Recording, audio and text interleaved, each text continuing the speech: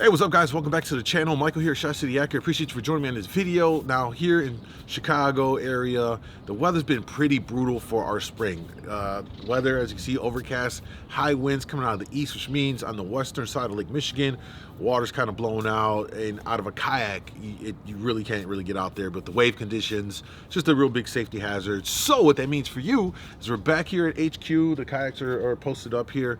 We're gonna do a walkthrough on coho rigs, dodgers and flies, everything you need to know, how to use them effectively, the differences between them, how to rig it up, the rod and reel that I'm using to run these kinds of things. So if you're new to coho rigs, dodger flies, or maybe you've been doing it for a while and maybe learned a couple of new things, at least how I implement them and how I'm running them out of my kayak. And hopefully you find this video very useful in your fishing trips out there, and you can get out there and apply it as well. So throw the video a thumbs up, subscribe to the channel if you need my fishing reports or shop for any of the gear that I'm going to be talking about. Look down below in the description, you'll see the Amazon shop link and my Patreon link for all of that. All right, cool. Now let's go ahead and get started. First thing we're going to do is talk about the dodgers. There's a couple different styles, three mostly that I'm using anyway. Now the first one is going to be your standard 00 Dodger, Lure Jensen 00 Dodger. This thing is tried and true. It works great. It's about 6 inches long by about 2 inches wide, and it comes in a variety of colors. Now, the only two that I use that I would say you would ever need are going to be your fire dot. Some people call it clown color. This one's a bit used, so it's a little bit faded, but it's a chartreuse with orange or red dots on it. Then you've got good old just red, right? These two alone right here should be in your Dodger collection. These are staple colors, highly effective for coho. Now, a relatively new style of Dodger that's been sweeping our area, but by our area, I'm talking about Chicago, Illinois, maybe some southern Indiana, and in Wisconsin, are stubby Dodgers. Now, this is a stubby. And as you can see here, it's the same length as the 6-inch 00 Dodger. However, it's a lot wider. I want to say it's probably about 4 inches wide or close to about 4 inches wide. Hence the stubby, it's short and wide. These have really become a staple for salmon fishing in our area, the southwestern portion of Lake Michigan. I'm not too sure if other folks in other parts of Lake Michigan or the Great Lakes are implementing these to the extent that we are, but these things work great. Now, what is the difference between a stubby and your 00 Dodger? Well, one of the biggest differences is the action. It's a real fluid, smooth action with the 00. When you put a stubby in the water, the stubby is way more aggressive. It really whips because you've got more surface area with that width, so it catches more water, and so it's a more aggressive action. And so what that means is, with your fly, is that it's imparting a more aggressive action to the fly. That fly is whipping around a lot more aggressively, whereas your 00, it's a little bit more subtle compared to the stubby. It's a more subtle action of your fly in the water, and that is a big difference. Now, there are some days where the 00 is the ticket. They want it a little bit more subtle compared to if you have a stubby out. And there's days where the stubby just outshines the 00 because it's a bit more aggressive, and they want that aggressive presentation. They go after it a bit more. The third kind of Dodger we have, it's a bit different, but we have the baby spin doctors. I think most of you guys should be familiar with Spin Doctor, but they make a baby version, 6 inches long. It's the exact same shape as their normal 8, 10, and bigger size Spin Doctors. Same everything, just a miniaturized version of it. And these things can be great too. And again, remember, Spin Doctors in the water do full revolutions. They just tumble over. They just keep spinning in the water. And so that brings a slightly different action to your fly as well. And there are times when the baby Spin Doctors just will outfish your standard 00 Dodger or your stubby. So I definitely recommend having at least two of these. Can't go wrong with the orange. Another good color for these is the orange with the tape on it, but orange generally is what I stick to with the Spin Doctors here. and they work really, really well. If you're not getting any kind of bites with your other standard kind of size Dodgers or your stubbies, throw out one of these out there and let it do its thing. And it could be that they want that kind of action and the attractant from this thing going in the water. So those are your three main types of Dodgers that you're gonna go and want to have in your setups here. All right. Now, when we talk about colors, as I mentioned before, you're gonna want your red. Red is a pretty staple color. You're gonna want your fire dot, chartreuse with the red dots on it. Again, this is pretty faded. Better representation of these. And the stubby size, here's the stubby version. Fire dot's a little bit clearer, you can see that. And then the stubby, I believe they call it fire orange. So it's not quite red, it's not quite orange, it's a little bit in between. I mean, if you look at it here compared to the red, I'm pretty sure you guys can see as clear as day the difference. It's you know, fire orange. Very, very effective. So when we talk about colors, you're gonna want those colors, as well as I'm a big fan of the chrome prism. That chrome prism, when the water's really clear, it's hard to beat, man, because that flash. I mean, you could just see here as I'm flashing into the camera on a low light day, overcast, it still flickers enough flash. So imagine on a bright day, you got the prism out here, which is UV. So in that clear water, this thing, man, really like this on those clear days. Really, really good. And another one that you might want to consider that I like as well, the same thing. We've got flies crashing all over the place. And another one you're gonna want to consider is the chrome with the crush tape on here. So it's quite different from the prism. The prism's more of a flat finish. This one has like the chrome and the bubble taping on the outside of it. So it gives off a different kind of an effect, still flashes. And both of those work really, really well. For sure, I like the prisms. If I had to pick one, those would be honestly the colors that all you need, to be honest. You don't need a million of these. If you were to get 3 or 4 and vary them up between those colors I just shared with you, you're gonna have success. Those are gonna work great for you. Now, let's go ahead and talk about the setup. How does this all work? How does this all run? I'm seeing a lot of folks on my social media. By the way, you can follow me at ChiCityYaker on Instagram and Facebook. A lot of folks are asking, how long should my leader length be? What's a keel weight? How does this all work? So let's go ahead and talk about that right now. I have one of my rods right here.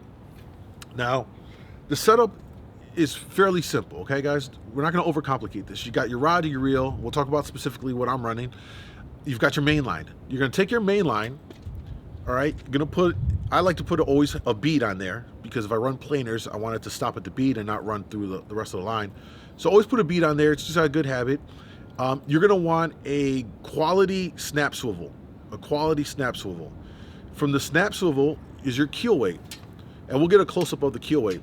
But your keel weight here, you can't go wrong with a 5/8 ounce keel weight. You can get them in different sizes, 1/4 ounce. You get them in, you know, 1/2 ounce.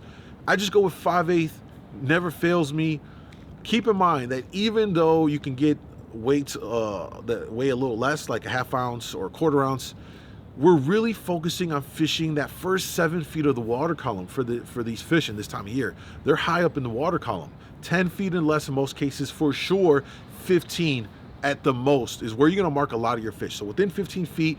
But with these rigs, you're really meant to fish them higher in the water column, so you don't need a lot of weight, which is why I just go with 5/8 ounce, so that if I want to go a little bit deeper, I can just let out more line and it'll get it a little bit more deeper. So I have that flexibility. If I don't want it to go as deep, I just run it back shorter than I normally would, maybe 30 feet back versus 70, for example. You've got your keel weight. Your keel weight, all it is a weight that has a beaded chain running through it of some sort, and that's it. You'll put that onto your snap swivel on your main line. Now is the leader length. Now this is very simple. All you need is 3-4 feet tops of leader line. And for leader line, you're going to want to run with 20-pound. I run fluoro. I just prefer fluoro because of the abrasion resistance. All you need is 20 pound. Now, the reason why you want to go with 20 is for the fact that you don't want your leader to snap and you lose your entire rig. These are expensive. They're only going up in price these days. And they're also hard to find because people are always buying the stubbies or the 00 Dodgers. So you don't want to lose that rig, your Dodger fly, go with the 20 pound. You have a lot more security knowing that they won't break off the line, presuming you tie a solid knot on both ends. 20 pound fluoro and you're good to go. From there, at the end of your leader line, you're gonna put on a quality snap. And from there, the snap, you just put on your Dodger of choice. That's it. It's that simple, really, okay? Now, let's talk about the Dodger fly. For those of you that are getting into this, some folks might want to do this themselves or whatever the case may be, or when you buy a fly, in most cases, the flies come wrapped up with more line that you need. They give you extra line so that you can tie the length that you want for your for the purposes of what you're trying to do. Now, it's a pretty standard rule here. This is very common knowledge, but I'll reiterate it for those of you that may be new to this. The length. What is the length of your leader to your fly? Well, you're going to want to just do about 3 wraps of the total length of the Dodger that it's going to be on. So for instance, if I take this one, I'm going to take the loop, I'm going to put it at the bottom of the Dodger. I'm going to go up, that's 1. I'm going to go back down the other side, that's 2. Come back the other side, 3. This one's a little bit longer because I tied this one for a stubby. However, I put it on the double O Dodger. Now, is that a big deal? Not really. The important thing is that your flies are the same length no matter what they go on. That's, in my opinion, more important because you want the consistency in the action that the Dodger is going to give that fly. So even though this fly, I originally tied it for a stubby, which tended to be just a tad bit more line on there, even though I put it on the double O Dodger, if I have another fly that I did the same thing with, these flies are both the same length. I'm gonna get the same action from out of the fly on this Dodger because the lengths are the same. Hopefully that makes sense to you, and hopefully I explained that properly. If any questions, leave it down below in the comments. Same thing with your stubby. You're gonna take your line, put it at the bottom, go up 1, go up 2, and there you go, 3. And it's just a touch over. It's not gonna make or break it. It's not like it has to be exactly 3 wraps. There could be a little bit of play. The idea is that the flies are relatively all the same length so that you can get consistent action from out of the Dodger to the fly. And that is a big, big key. Now, if you have a situation where on one Dodger fly, your fly is maybe 15 inches back, it's a lot closer like this, and then the other ones are 21 inches, you're getting very different action. It's inconsistent, and what you'll find is maybe the fish are hitting the shorter lead, the 15-inch one. Well, your other ones are longer, they're not hitting it, and now you're kind of stuck. You're gonna have to go pull it, retie it, try and match the length, and then hopefully get the same action that they want to then get bit on multiple rods. So the takeaway, again, is make sure that you tie your flies, the leads, as close as possible to the same length. Very, very big. Can't stress this enough. Now, there are some other things you could do to your Dodger rigs if you want. A little bit more advanced. Not necessary, honestly, but some things I like to do is experiment. Now, some of the things I've done is I've taken various kinds of tape and I've applied it to one side of the Dodger. On this case, it's a crushed tape. It's a translucent one. And so we get this. You can see it here. It's like a bronze gold flash you get, which is something I'm going to be experimenting with to see if this, what the response is. And something I've also done on another flasher here on the Fire Dot 00 is I've added a like a fish scale translucent UV tape on this side.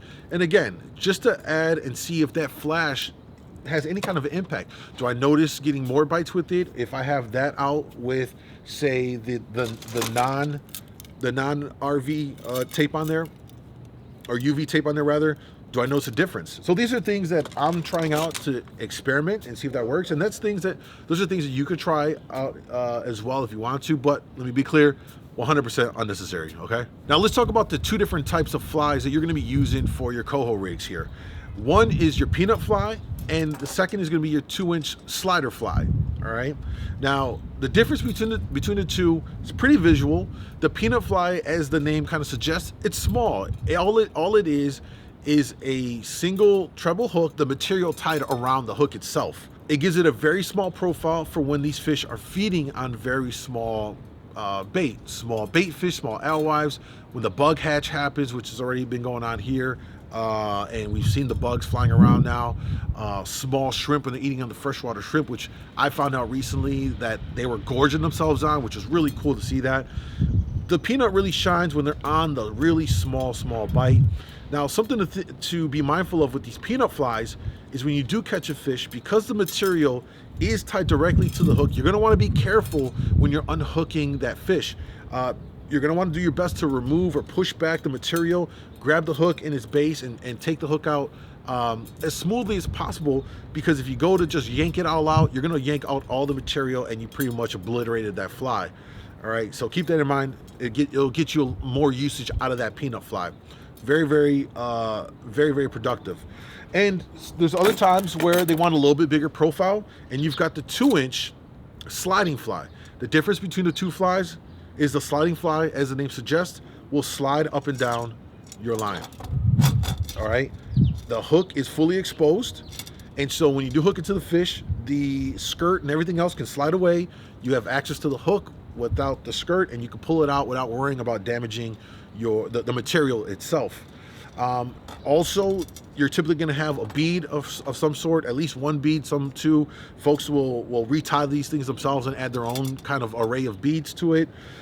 Generally, the most important thing with your slider fly is that you're going to pinch down the material and just make sure that you trim the material so that it's as close to the back trebles as possible. If you have too long of a material hanging off the back of the treble, a lot of times the fish are swiping at that back end and they're not hooking. So if you get a lot of drive-bys, you get a hook up and it's off real quick, it happens repeatedly, check the sharpness of your hook. Secondly, check to see how far back that material is off the back of the hook. It could be that it's a little too long and they're just going for that and they're nipping at the back and not getting the hooks. So trim it up a little bit. That should help you in your hookup percentages right there.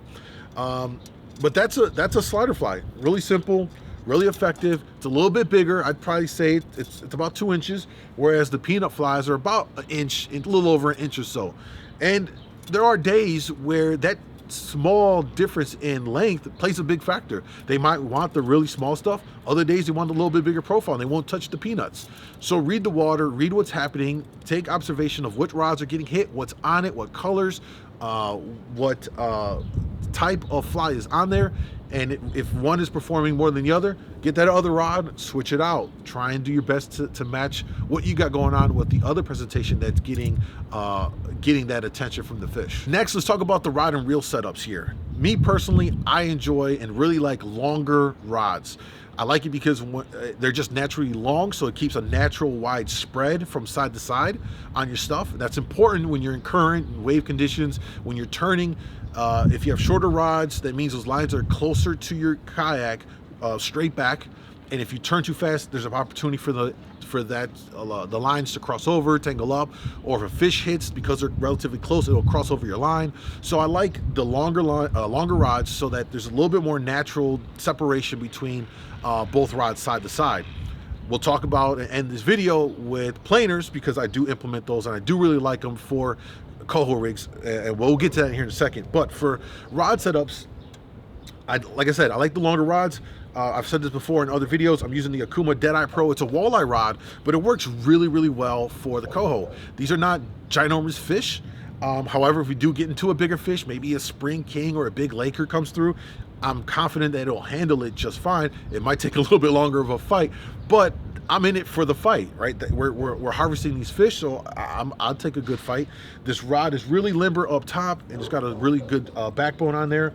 It pulls the coho rigs, the dodgers, especially the stubbies. Stubbies, there's more resistance in the water with those stubbies, so it pulls it nicely. And as you're fishing on your kayak with these coho rigs, you'll start to notice and really be observant on the rod tips when they're pulling. When your coho rigs are being pulled properly in the right direction, you're gonna see your rod tip pumping in a nice steady action. When you see that slight tip just pumping because of the action of the dodger, you know you're doing the right thing. And that's a big indicator. If you don't see that happening, you see your rod tip just have an inconsistent kind of rhythm, something's not right. Maybe you're trolling in a bad direction, the current, it could be a variety of things, but check your rod tips. But with this long rod and and how the behavior of it really tells me a lot with that rod tip. So I really like it. And then for the reel here, again, you don't have to go with a big old reel. In fact, I'm using a 153D. This is the smallest size Okuma cold water reel that they make. These fish are not going to run you dry for line. So you have opportunity to really downsize to get a better kind of a fight out of the fish.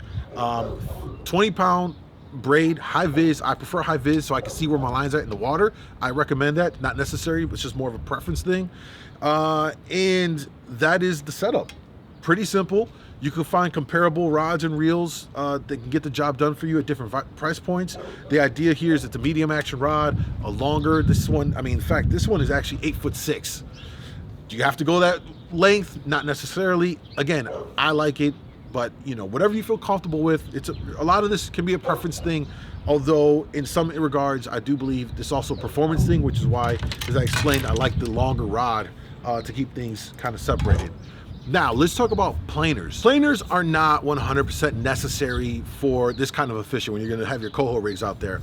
However, I do like them, I run them often, and I would recommend it if you're more advanced in your fishing. If you're more comfortable in kayak fishing, like Michigan, you've been doing it for a bit, and you wanna kind of expand on your program and what you can do, this might be the time to start looking into them. Now, the reason why I like the planers, for a couple of reasons. One, it just adds on that separation, all right, of the spread from side to side. I get a little bit more separation so that as I'm trolling, if I'm turning around, if I want to cut close on a school of fish, I run over and I mark, I can cut a little bit harder on those turns because those planers are going to keep everything off, and then I don't have to worry about those lines necessarily coming in contact with each other. The other thing too is that these lines are being fished relatively high in the water, so if a fish hooks up, it also helps to mitigate any chance for that fish to go all the way across and tie up the other line, because these planers are keeping everything off to the side. So when they hit, they kind of draw back behind the boat, and we're good to go. And thirdly, it allows me to run a third line straight off the back, my lead core. And so it plays a big part into my fishing, and I do recommend it. Now, there's a couple different options out there for your planers. However, what I have been using, you've seen it in almost all of my videos since I discovered this product from Ready Rig, is the Stealth Planer. I really like this a lot in the performance. They make two different sizes. This is the standard, or aka large size, the standard size. Then we have the minis. You see me use the minis as well. I like the minis when I'm trolling crankbaits. I'll use the minis. And then when I'm going to like these coho rigs, because it's a little bit more stuff in the water, these bigger planers pull them well. It pulls lead core up to 7 colors. I've pulled myself, and it's worked perfectly. So surprisingly, for as light as these things are, they work really well. And I definitely recommend them. The system that it kind of uses to attach to the line, you'll clip it onto your line. There's a little gasket right here. You'll push in the front, it'll open up, you'll stick your line in there, it pinches it, and what happens is when the fish hits, that tension will pull, it'll pop out of the gasket, and then this will slide down your line to your bead. Remember, we talked about having a bead on your main line. It'll stop at the bead, so then you can just fight the fish all the way in and net it. Now, these Ready Rig Stealth Planers have worked really well for me with very minimal issues. One of the only things that I've ever encountered really with this product is instances where the line doesn't pop out of the gasket, and that could just be because the fish didn't hit hard enough, or if it's a smaller coho, they're not going to have enough force to get that popping out. And so in those instances, you'll have to reel up to the planer, take it all the way off yourself, or pop it out of the gasket and just let it fall back and then reel in your fish. But out of a kayak, if you're looking for a planer solution, this is something that I can stand behind. You guys see it in my videos. And by the way, Steve and the folks over there at Ready Rig are good people as well, and they'll do you right if you need anything from them. So go ahead and check them out. There's a link below if you want to save yourself a couple bucks that you can use if you decide to purchase any of their products on their website. All right, guys, that's everything you need to know about coho rigs, aka dodges and flies. Hopefully you found this video of use. If you did, throw the thumbs up, subscribe to the channel. If you have any questions, let me know. And one final thing we're gonna mention is I'm gonna be hosting a webinar. We're gonna talk about all of this and more, how to implement it, how to do your trolling with these things. If you're interested in any of that, drop me a message. I'll get you the information so you can sign up to attend it. We'll do a live Q&A and all of that, and that'll be happening real soon. I'm signing off, and I'll see you guys in the next video.